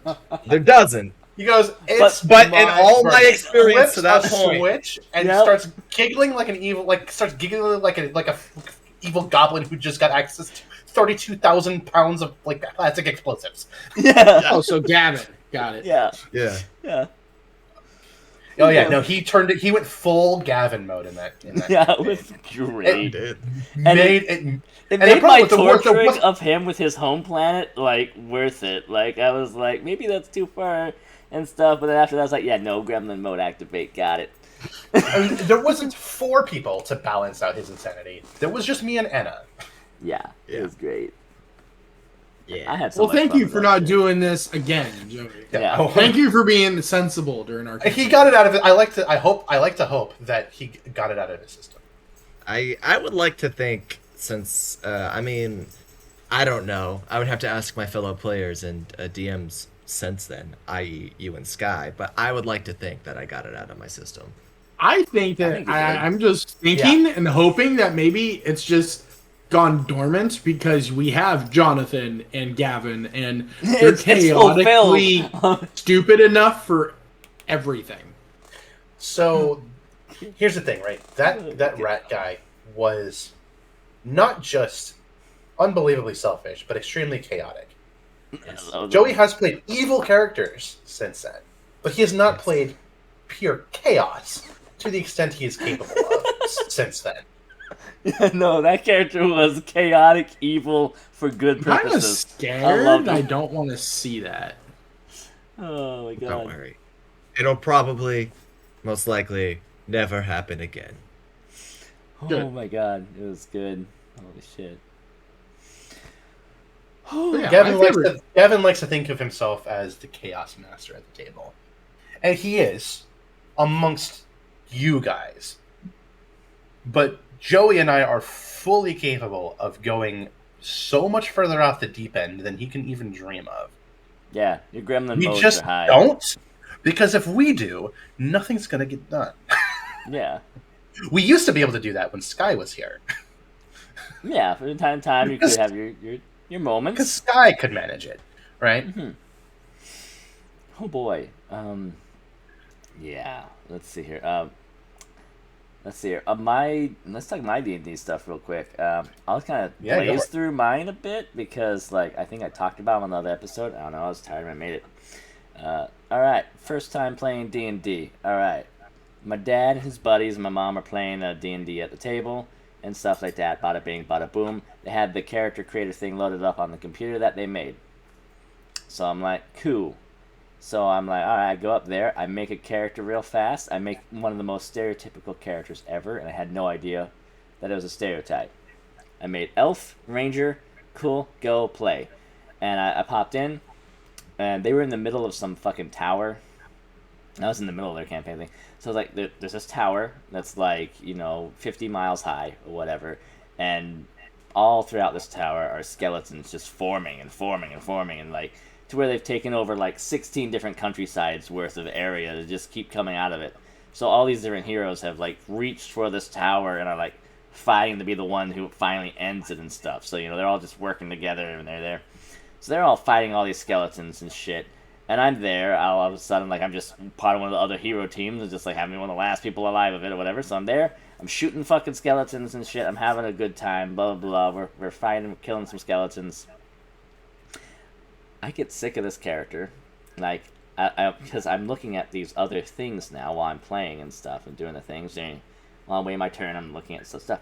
And I read dwarves, and I read their information. Now remember, this is before I ever read Lord of the Rings and stuff, so I read these dwarf information, and I'm like, these guys are sick as fuck. I love these guys. These are dope motherfuckers. I want to be one of these. And so I was like, hey, I want to be one of these. I want to make a new character and stuff. Is that okay? And they're like, yeah, sure. Let's just see how this combat goes. My guy gets wounded down to like 1 or 2 hit points, something like that. And then I get grappled and chucked out the fucking window. And I'm like, all right, yeah, so I'm going to make this dwarf. So I go make this dwarf. And so my elf started above the group, like higher up in the tower. And then, he got thrown out. And then when I get a dwarf and I go in and make him, and it's like a dwarven fighter at the time and stuff like that. And, I spent the gold thing that I had because I wound up getting lucky with a lot of gold. I spent it on some good gear for my character at the start, and bam, I got in there and I'm smashing skeletons up the fucking tower. And all I remember then is literally crushing my way through an army of skeletons with everybody, getting up to a point, and I don't know what happened. My character didn't. I don't remember them dying or anything, but I remember just at a certain point, I don't remember what happened. Maybe we killed the thing doing it. Maybe we stopped. Maybe something else happened. Maybe we got teleported somewhere else. I don't know. But that was my first time actually being a participant. And immediately after that, my older brother and I were like, whoa, we gotta do this. So we went and we grabbed the new books, because they were playing AD&D. So we went and we had the new books, the 3.5 books and stuff, and we were like, we gotta play this and stuff. So we learned that thing and tried playing it, and we did it backwards, and it was hilarious. Like, oh my god. We made our own little scenario using this thing that had goblins. And it was like, okay, well, why the fuck are we going after goblins? There's no reason. Whatever, we made up a town that had like 3 buildings, and we were like, alright, there's a unicorn, let's go save this fucking unicorn from these goblins. He's in the middle there, his name is Fofo, we're gonna go save Fofo. It's gonna be great. My brother makes a dwarven cleric, I make a dwarven rogue. No, it was all the way around. He made the dwarven rogue. I remember this because of the stats. He made the dwarven rogue. I made the dwarven cleric. And we go after that place. Right? We're going to go take out these goblins, save this unicorn. Remember, my parents were playing AD&D, and they came from the Thaco age of stuff, everything, okay? And they were, like, struggling with, like, playing AD&D over playing D&D. That's important. So... we're playing 3.5. We were rolling everything backwards. So, if, like, you roll a 20-sider, and you wanted to hit 1, right? That was the good number. And so when things went to hit you and stuff, if they hit under your AC, they hit you. Because that's how that worked before. Mm-hmm. So we were awful and doing terrible, and we got fucking wrecked by these goblins, okay? So we got wrecked by the first fucking goblin out the gate. We barely killed this guy. Yeah. Like, our 'Cause they- charisma went to hell first, and then our attempts to fight. Oof. Yeah, a brief explanation as to what exactly Sky means here. Yeah. They came from AD&D, where you wanted penalties. You like what we would consider penalties now. Your like advancement was getting lower and lower and lower numbers, and you were trying to score under a number. When they picked up 3.5, they didn't understand that, and so they built characters, right, where everything has bonuses because you want to go over a certain number. So their player characters ended up with all these bonuses, right, and these shitty little goblins, which suck, have a bunch of penalties. But they were still thinking that lower numbers were better. So these goblins had with the way they were rolling, like 5 or 6 stat points above all of like these dwarves. Yeah. Is what was happening. Oh yeah, it was. Go ahead and continue. It was bad. It was a slaughter. We barely survived. We're not doing that again. There's like 3 more of those guys. Hell no. So we were like, what do we do instead? What do we do? We're like, we'll go through the vents because of course the goblins have vents. Right? That's how that works. Their cave in the middle of the fucking woods has ventilation shafts. That makes sense. So, I've got a related story to tell when you're done. so we sneaked through the ventilation shafts, and I'm sneaking like a motherfucker, okay? I'm in scale mail with my big old shield and all this other shit. I'm like sneaking like a mofo, and the rogue fails so badly. We fall into the middle of the group of all these goblins and shit. And it turns into a fucking fray and a disaster. And we basically we waste like 3 turns just trying to, with the rogue acting as the meat shield, while me, the cleric, is trying really hard to use the lockpicks and whatnot of the rogues to break this fucking unicorn out of these things and stuff. And we're like, we rolled these guys terribly, that's how we're thinking and whatnot. Like, we did such a terrible job, but fuck it, I'm gonna get this guy out of here. And we get the unicorn, and I think we killed like half the goblins. We run out of there and stuff. We managed to get the unicorn all the way back to town. And that was that. That was our first time we ever played. We did we joint DM'd and stuff. That whole thing, it was a big disaster. And then when we came back to it the next day and went to look at what we'd done, and we were like, man, we screwed up. We did everything backwards. That's why it was so weird. Like, we figured it out the next day. And you're like, okay, we'll remember that from now on. And it was just so fucking funny. And then we actually brought up the save fofo thing a few more times. It became a thing where we'd put it into stuff every now and then. And the other time we were playing it, I was playing as like some Death Knight looking dude. My brother was a wizard. And this is 3.5, by the way. This is not 2nd edition. Not AD&D. So we get into the save fofo place again. We, kill the goblin at the first thing and whatnot. And we added a few things. We had some minis and stuff. So we were using mini boards. So, which is different. We didn't do minis before. So now we're using minis. So I had like a skeleton dog. So it was just there down on the ground like they'd eaten a dog or whatever. And we open the door and there's the goblins. And my brother casts Fireball. Fireball. Mm-hmm. Only fireball. Not Firebolt. Mm-hmm. Which was what we assumed he was casting. And then we read it, and we were like, that's not Firebolt. And we were like, oh no. So he basically opened the door, there's a goblin, and he bazookaed it. And we're level 1. So I was like, it's okay if I hide under this dog corpse to try to save myself? I was like, yeah, sure, that'll give you 1 more HP or whatever. I don't remember how we were counting it and stuff. It was something like that. But I remember I took the hit, the blast and everything. The wizard's dead. He blew himself up. God knows how many goblins died. The ventilation shafts caved in. Because of course there were ventilation shafts. And I survived with 1 hit point. I didn't bother checking to see if the unicorn was there or the goblins. I was like, yeah, 1 hit point. I'm wearing this dead dog. I'm grabbing the charred remains of the wizard, and I'm, army crawling ourselves back to town because I can't even stand up. And that was that. And it was fucking awful and great. That was good. Yep. Yeah. Sounds about right. Yeah, we played a bunch of other games, did a bunch of other things, but those were the ones where it's like, that was the first little startup thing, and this bullshit with Save Fofo, where it's the thing that comes up like, I'm going to put it into my world somewhere. It'll be these goblins and a unicorn, it'll be possible for that event to play out again. But, because it never goes right. It goes horribly wrong every time, when it should be the simplest fucking encounter possible. The thing about the ventilation shafts reminded me of something that happened in a campaign. It was a short and sweet campaign I ran for my brother and his friend Aaron. Mm-hmm. It was just the two of them. And Aaron's a really great guy, really nice, super cool. He's a bit of a workaholic.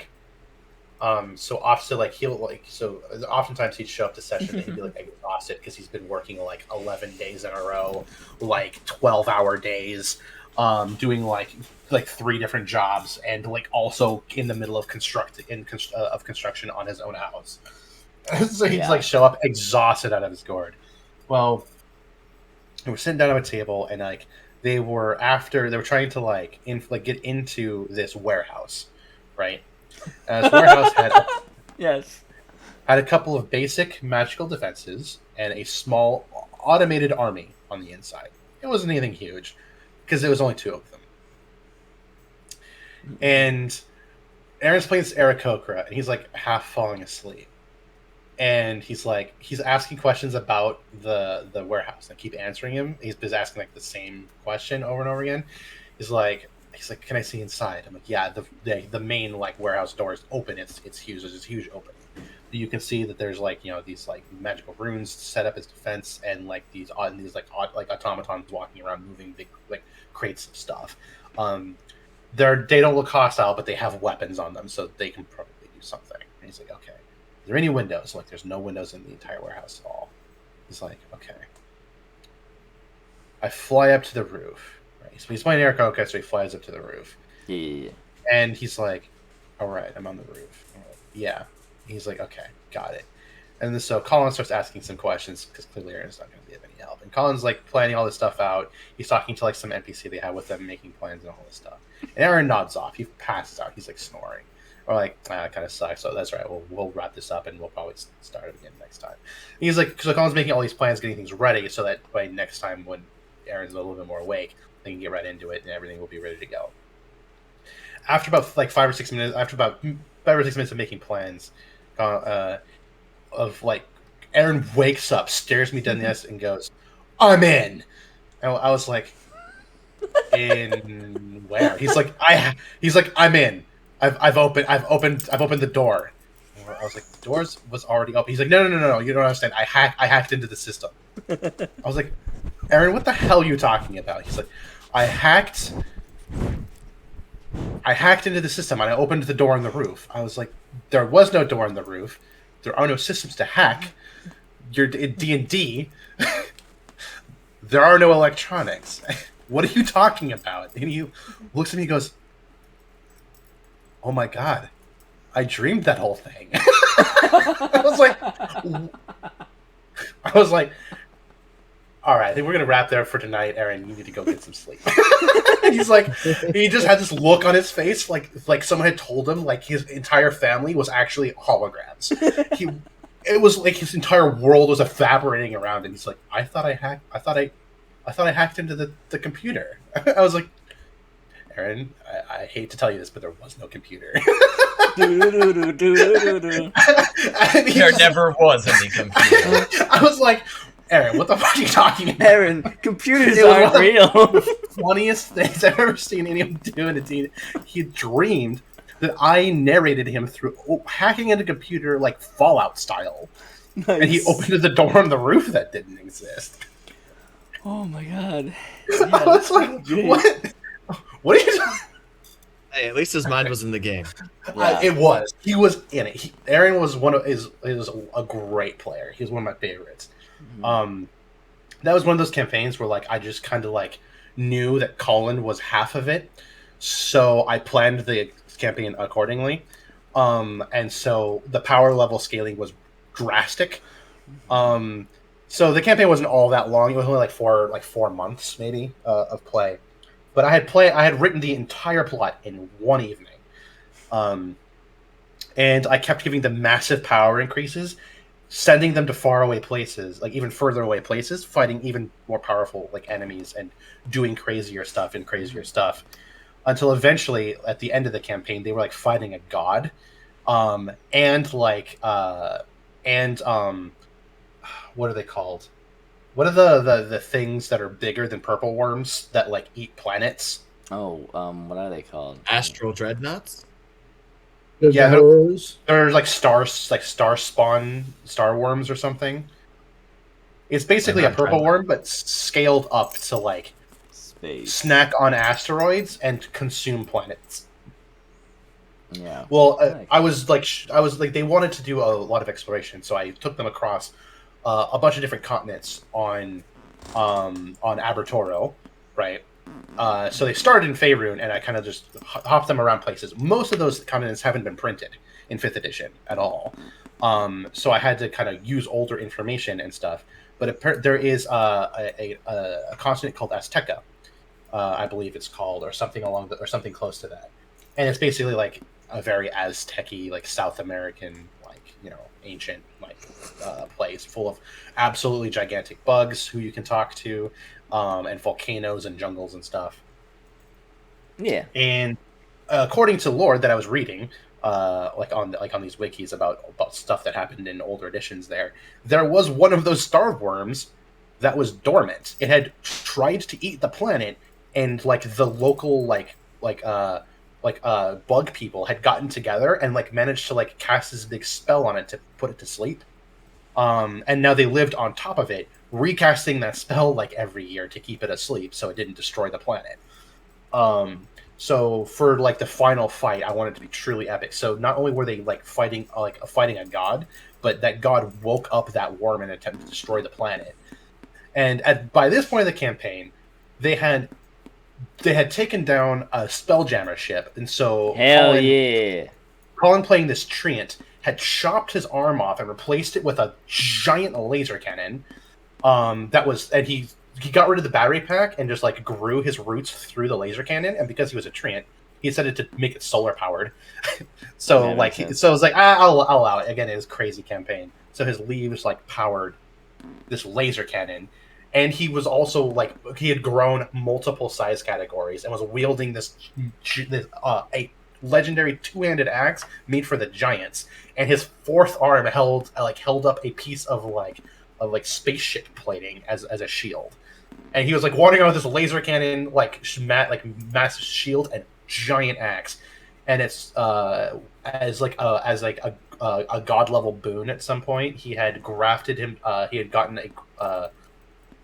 a small piece of Yggdrasil that he grafted onto himself to connect himself to the world tree. Yeah. So he could like become in like pretty much any size he wanted. So like when this final fight started, like this god showed up and was attacking all the NPCs that I had sent in to help them.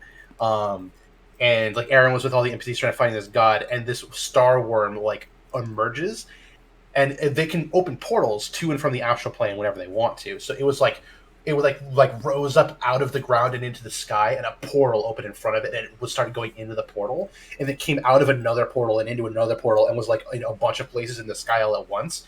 And Colin's character grew to titanic proportions and jumped through one of the portals into the astral plane, then grew to the same size as the astral worm, and was like and doing like melee combat with this thing. Hell yeah. And because like at every point in the every time they had done something major, I gave them a progressively more like a fantastical boon, or the option for one. Yeah. This is what Colin did when presented with the opportunities to get stuff. You want to know what Aaron picked? What did he pick? The computers? Let me put it to you this way: in that, by the time they got to that final fight, after all of their rewards had gone through, and me begging Aaron to please tell me just what the hell he wanted, and him coming to me and being like, this is what I want for my character. I went, all right, if you want, I guess. At that final fight, Colin took his first strike with his fucking tree fist against a star worm, and rolled like 20 d10s of damage, and the worm turned around and bit him back and did 30 d8s of damage, and they're trading numbers in the hundreds. And this god shows up and is monologuing to the NPCs while like swatting them aside and doing all kinds of stuff. And Aaron charges up with his weapon that he has put every single goddamn like wish and boon and benefit into, and he hurls the spear through the air, and he hits the god and does 1 damage to it. He stops for a minute. He turns to look at Colin. He turns to look at me and says, "How did we get here?" He never asked for any extra damage. His biggest boon for that thing was he gave it returning. I was like, Aaron. Nice boom, but... I was like, Aaron, you can do any let your imagination run wild. What would be the most insane thing you can think of? He's like, what Boomerang. if my spear came back to me after I threw it? I was like, is that what you want, Aaron? He's like, yeah, that will make me so much more powerful. I went, right, there you go. He's like, awesome. I adored him as a player. It was fucking incredible. It was just like he managed to do a single damage. It was incredible. I didn't realize his strength was that low. That's fucking that moment. cool. I was like, he's like, I rolled a 1 on my one dice. I went, all right, what's your strength? Like, what was the damage modifier again? He's like, oh, it's +0. I went, so you do 1 damage? He's like, yeah. Wait. Wait. How much health does he have? I'm like, 483. He's like, oh. Just a few hundred more to go, champ. I used returning. Let's try that again. Oh, Round man. 2. They had fun though. I had a blast DMing that campaign. They both had a blast playing it. It was a very great. It was a really great short campaign. That's what matters, man. Craig, when are you DMing? I'm joking. He's dead now. Yeah, he died. He died. It's okay. I'm gonna die soon too. Don't worry. He's hacking into the system. He's hacking into the system. The computers. Oh man! He had such a deadly serious look on his face when he looked at me. His eyes flew open. He sat up. He looked me dead in the eyes and said, "I'm in." I was like, "What?" It's like he watched like a '90s hacker movie and was just like, "That's what happened." It was. Yeah. It was something. Oh my god! I'm in. Well, that's some D&D stories for you. Yeah. How long have we been going for? Long enough. We'll call this a video, and I'll catch y'all next time. We'll tell some more. I'll talk about how my little bro, I made a whole Pokemon system thing and whatnot for him that wasn't Pokemon. It was like elemental stuff and whatnot. But yeah. You remember the Digimon thing we tried to build? Yeah, that was fun, but we didn't do that. Wait. But it was good. I hosted it. That's you good, right? It, yeah. Thank you, Joey, for all your hard work. Yeah, we've actually built multiple RPG systems between us. But we did this shit for funsies. It's not like shit you see on D20 or Dungeon Masters Guild. So that's why I'm like, every single word is unpublished. Yeah. Facts. That's facts. Yeah, we've not even tried to make $1 off of anything we've done. And so instead, we're just going to talk about it here, I think. Yeah, we're going to talk about this shit here. And that was some of our first experiences and our formatory experiences as well on top of that.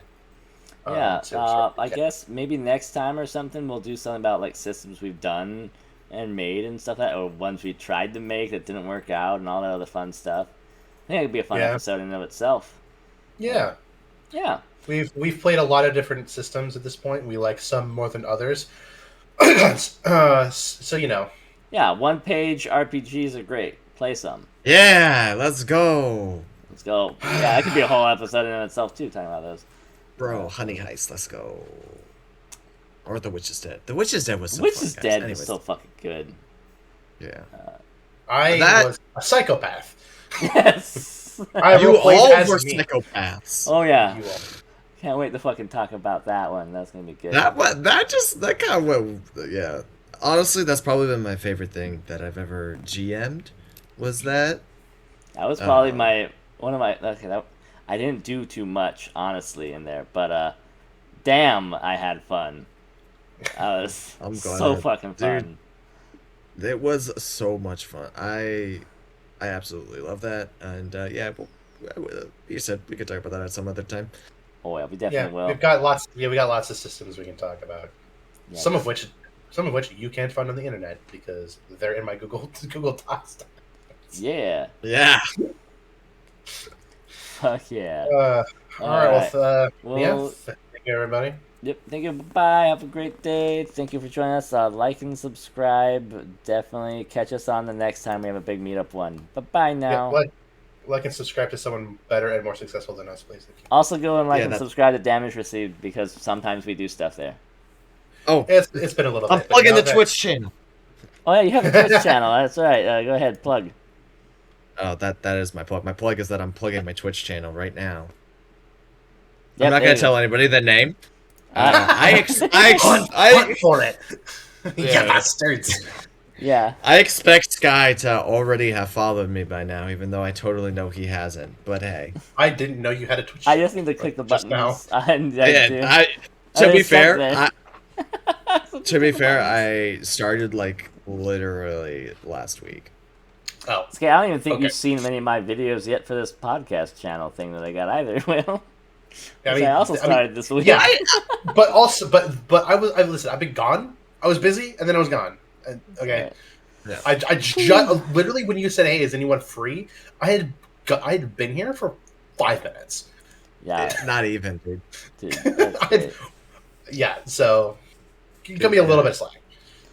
Yeah, by the way, these guys are from Alaska and whatnot, where, I was Whoa, from whoa, whoa, formerly. whoa, whoa! Doxed. We just got doxed. That's right, die.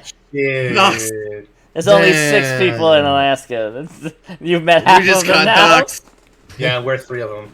Yeah, with you. Oh my god. Yeah. We're at war with the other faction. Yeah, that's how that works. Wait, what's the name of ours? Damage received. That's right. Yeah. And the other one is damage taken. Yeah, no, Yeah. the other 3 people in Alaska are all grizzly bears. So Yeah. the war's not going great for Grizz us. is I'll a be honest. convert, so we're Yeah, good. exactly. There used to be 4 grizzly bears and 2 of us, and now we managed to revert one of them to humanity again. Yeah. So Had to Thanks, send Chris. it to California for it, but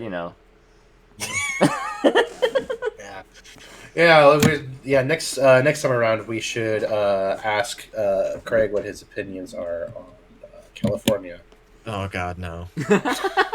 It needs to burn, die. Welcome back. we Wow, got you for the look last at few that. seconds of the video. Yes, okay. All right. I'm Have a good ending the night. video now. Bye bye.